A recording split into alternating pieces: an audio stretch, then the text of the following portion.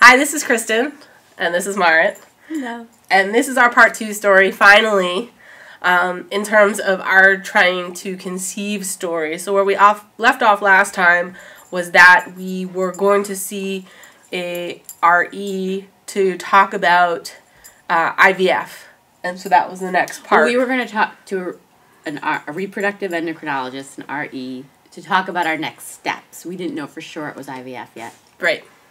But so this is a quick retrospective on that section of the journey. Right. So just quick recap from part 1, which the link is below, is that we had done 6 cycles of IUIs and non-medicated IUIs. Yeah, non-medicated. Natural IUIs. And we had had 2 miscarriages as a part of those 6 IUIs. And we lived in Massachusetts, and in that state, once you're 35 years of age and you've done 6 cycles, you're eligible to have insurance coverage for seeking care from a specialist. So you can have a fertility workup, you can see a reproductive endocrinologist, you can possibly do IVF or medicated cycles and have insurance coverage. And the reason we decided to go that route, or at least look into it, was because sperm is really expensive, and at that point it almost made more sense for us to look at the other options instead of continuing to do IUIs. Right. Yep. Well, all the literature also would show that that made more sense at that point to go. And also because we weren't sure why we could get pregnant, but then we would have a miscarriage. And so that was something we wanted to look into. And of course, when every month is like around this 28, 30-day cycle of watching your ovulation and doing the inseminations and trying to get pregnant and doing the 2-week wait and then disappointment and starting over, and add on that miscarriages, which add on a whole nother layer of emotions that we haven't really touched upon. But that cycle over and over again, and me having a scientific background and Kristen also very analytical, I think everyone who's gone through this journey can relate. It's like, there must be an answer. There must be a reason why we can't hold a pregnancy. Why can we get pregnant, but why does the pregnancy not last? And we've been watching some other channels as well of people who are documenting their trying to conceive journey. And like, I look at, some people who are only like 1, 2, 3 cycles into it, some people who are 6 cycles into it, and I know there's a lot of people out there that understand or are starting to understand, how much of an emotional roller coaster this is, and it gets really difficult because you're like every 2 weeks something's happening. It's like, and that's you're really also close together. You're also trying to just live your life. Yeah. You become like in this time warp of trying to get pregnant. And it's really strange, and I don't know that a lot of people who haven't done that can really understand it, because I know I wouldn't have. I couldn't read. I knew all about the science of getting pregnant and being pregnant and having a baby with my background, but nothing about this aspect of it. Anyway, that's a whole other story. Sorry. Yeah, we can talk about that. Let's talk about our journey, our first step. Gotcha. So around the time, there's also one little snag here. Because around the time that we were going to explore next options, I also found out, sort of interesting how the timing worked out, rewind to the first miscarriage. Actually, we were worried it was an ectopic pregnancy, and turned out it was just a very early miscarriage. During that ultrasound, it was sort of awful, actually, but part of the result of the ultrasound was that I had actually a cyst on my right ovary. Or I should say this, a mass. They didn't really know for sure what it was. It was a mass on my right ovary, assumed to be a cyst, probably a dermoid cyst, which is common. And the size of it at the time was not so worrisome to our practitioners, where they were like, no, stop everything, go to a surgeon, get it removed. It was sort of like, this is okay. It's not that big. It's okay. You can continue trying to conceive, that kind of stuff. Anyway, fast forward a few months. I also find out on top of this that in my family history on my father's side, my father and his father's line, that line, which is actually sort of interesting, that I might be BRCA2 positive, or have a mutation, the BRCA2 mutation. You may have heard of this. Angelina Jolie was in the news a lot in the past year for BRCA1, and she elected to do some pretty extreme measures. Well, maybe not for her, but I think generally for the population, it probably seemed that way. And we're going to do a whole nother video about BRCA, but this is important. No, it's important to talk about it. This also was like, on top of trying to conceive, it was like, oh my God. Looking back, it's not so bad, but when you're in it, it was crazy. It was like, I was worried. I was worried what that means for us. And I also then had to have this testing, and as we approached our first appointment with the reproductive endocrinologist, and this was at Boston IVF, which we wound up actually loving. So shout out to Boston IVF. Yeah, if you're in the Boston area. It depends which doctor you have probably, but we had a great experience there. Anyway. Shout out to Dr. Riley. So we went for our first appointment with him, our first consultation, and it was pretty clear at that point that he reviewed a lot of information about the testing we would do. We had to do a lot. I had to do a lot of. You actually didn't have to do anything. I had to have a. You did? Oh no, I'm sorry. I was gonna say I had to have a test for HIV. That was before. But that was actually before. So no, I didn't have to do anything. Did we talk about that? That was sort of funny. I don't know. Anyway, some states have weird things where the partner of the same sex has to have this testing. They might have. A little weird, but anyway. Gotcha.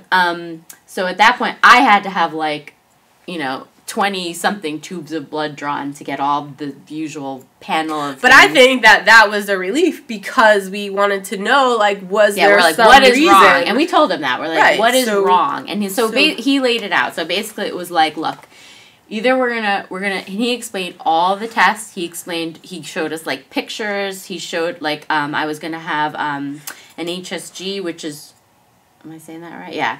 Where they basically put this, basically they visualize your uterus, your uterine cavity, to make sure that there's no structural abnormalities that would be a problem for you trying to maintain a pregnancy, or conceive, really, to have the implantation succeed. So that was one of the tests. The other ones were lots of blood work that I got done that day, which was the 20-something tubes of blood. And so basically he was explaining to us all the things we were going to rule out.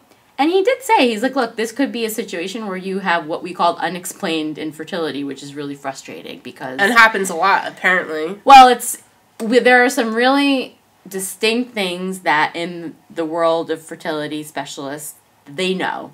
It's, A, B, C, D, E, F, G. These are the things that we know.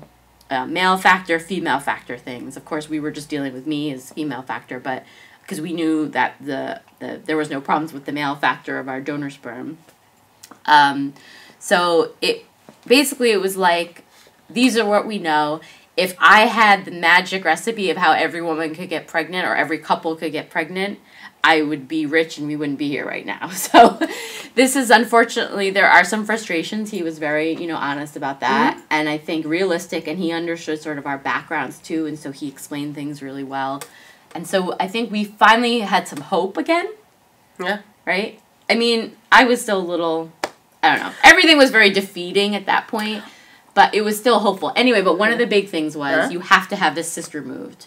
Oh, yeah. Because that was huge. Yeah. We also left that knowing in his mind that IVF was the right route for us. And you can't have, in order to do IVF, you cannot have, this cyst couldn't be there because when you do the egg retrieval, it can possibly, be dangerous. It can be really dangerous. Yeah. So that was in his mind, first things first, you have to have get this cyst removed. So that's what we did. So we had met with him in November, right? Or early December, I don't remember. And then, so that he's like, this is the first thing. We did a rapid track to get that removed. And then Mart was able to get an appointment the end of January to get that cyst removed. And so we're really, really fortunate because Mart's stepmom works at Sloan Kettering, And she, you know, has an abundance of connections, I feel like, when it comes to fertility, because she works in fertility preservation and also oncology. And oncology for cancer patients. So anyway, point is that she hooked us up, and we were really fortunate that you were able to get an appointment with a really great surgeon in New York City and get your cyst removed. Right. Very quickly.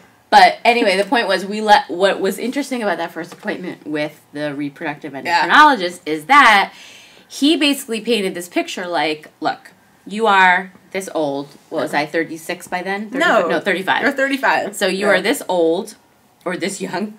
Anyway, in the world of fertility, that was young. I mean, it was. No, that's on the cusp of being old. No, in the world of going to Boston IVF to do IVF procedures, if you're 35. Oh, that was still a good age. That means that you're like, yeah. Well, that was still. So basically, this is the picture he painted, which for me was really bizarre.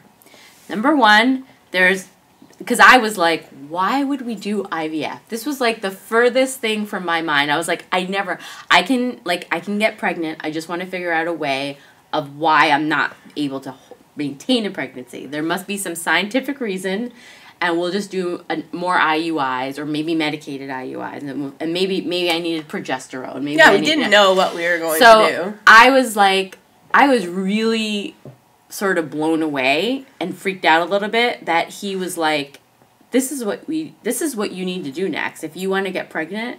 I mean, this was my impression of how he put it. It was IVF, because he said the percentage. He said, look, you can go back and we could do these tests, rule everything out. Let's say it's unexplained. There's no specific reason that's obvious. Unexplained infertility. We could go back and do medicated IUIs. But why would you keep doing something that's not working? He's like, if we remove all these other things and we know that these other things aren't barriers, why would you keep doing something that isn't working? The literature shows at your age, you can, number one, go through a cycle of IVF, and he called it preserve your fertility, because we can get we can retrieve a certain number of eggs that will hopefully that will fertilize and become embryos at the right stage and freeze them. And that will preserve your fertility at 35 years old. Or, and of course do a fresh IVF cycle. Or we could continue doing medicated IUIs, even though you've been doing this and it's not working. And the cost of sperm. And the cost of sperm, the cost of the cycles of doing that, and all of the effort involved and all that. And it might not work, and then you'll be 38 years old. You'll be 36, you'll be 37, you'll be 38, and the fact of the matter is that the chance of becoming pregnant reduces greatly at that point. I thought he was awesome. I really felt it sort of blew my mind. I never thought of it that way, that you can preserve your fertility. Yeah. And it still weirded me out a little. I wasn't really into. I mean, we had been doing natural cycles here. Yeah, and I'm a very natural person, so it was sort of weird. And I just want to keep telling people, I do feel really fortunate that we were in a state that covered this, because I know that not everybody easy. Has the same, benefits that we had under our health insurance that we were paying through, for our work. Of course, there were a lot of expenses. I mean, it's not like it's free, because you have your, what do you call it? Your, deductibles. Yearly your deductibles. Oh, yeah, I had to meet and all deductibles. Stuff. I mean, but at the same time, when, it was, for the most part, this is pretty common in Massachusetts when you hit this age point, and I know in other states people don't have this, so I felt really, really, really fortunate. We were actually considering moving and we didn't realize. And my stepmother, who works in the fertility world, said, "Do you know how lucky you are? Don't move out of state. If you don't have to, don't leave the state." So we stayed while we were trying to figure this all out. Anyway, so that appointment was very interesting. I got a lot of blood drawn. Fast forward to our next appointment. I by then had all of my the surgery, all my pre-surgical workup and the surgery, all that stuff was set for January. But we met with the doctor again to review everything, and basically there was nothing wrong with me. Yeah, that was awesome. I remember that appointment, and that was awesome. I remember feeling really like relieved about that, because until somebody tells you, until they do all those tests and somebody tells you that, I remember like you don't know, you have no idea what could be wrong. I did wonder if there was something about the cyst, or growth, if there's something like your ovary is really important for your cycle, for hormone circuits, right? All the messages that your body passes, different parts of your body pass to each other. And if you imagine your ovary and there's something, over it, and I mean, that must be somehow interrupting, right? Something. So I did wonder if that might have something to do with it. And so even though it was scary thinking about having a surgery, I've never had massive surgery like that. It was your first major surgery? Major surgery. I never had anesthesia like that. I was worried. Having seen surgeries and been in the operating room, just thinking about being the patient was scary for me. But I knew I'd be in good hands. So we saw him. We talked about things. He said, great, go off, do the surgery. And when you come back, we'll talk about the next thing.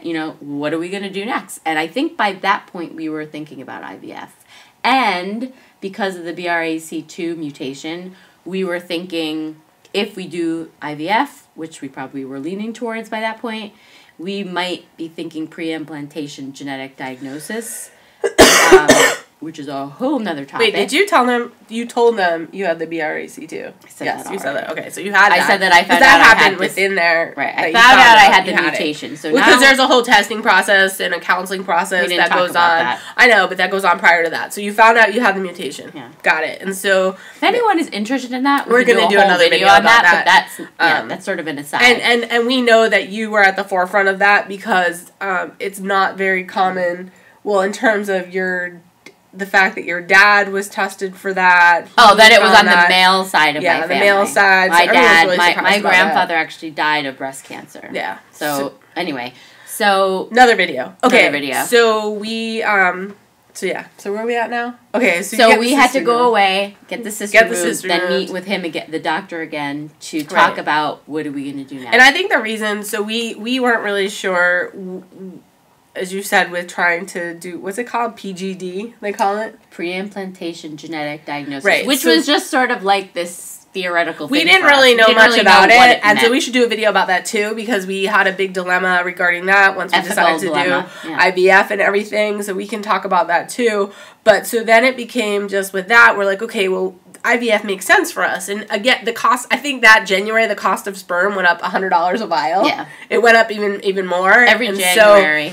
So we were just like looking at that, looking at, age, all these factors, looking at being able to preserve, embryos and everything. And I think we just really decided that, we're going to do IVF. Yeah. This was not an easy decision either. I don't know, for me, it took a lot of meditation and things and talking to people to really come to grips or come to terms that this made sense for us and it wasn't as weird as I thought. I work in the world of scientific discovery and medications and new and clinical research.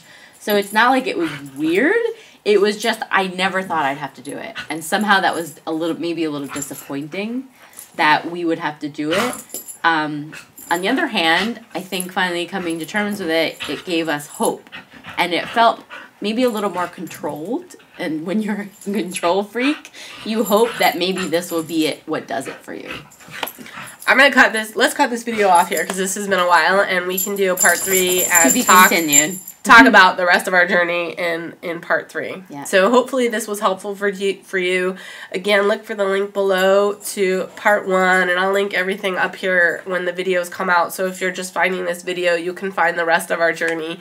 And thank you for taking the time to watch this, and I hope that the information was helpful for you. Because again, there's this big growing community out there of people who are going, through TTC, and if there's anything we can lend, that's like awesome. Because we wish there was something out like this out there for us. We didn't even realize to look at YouTube, but hey.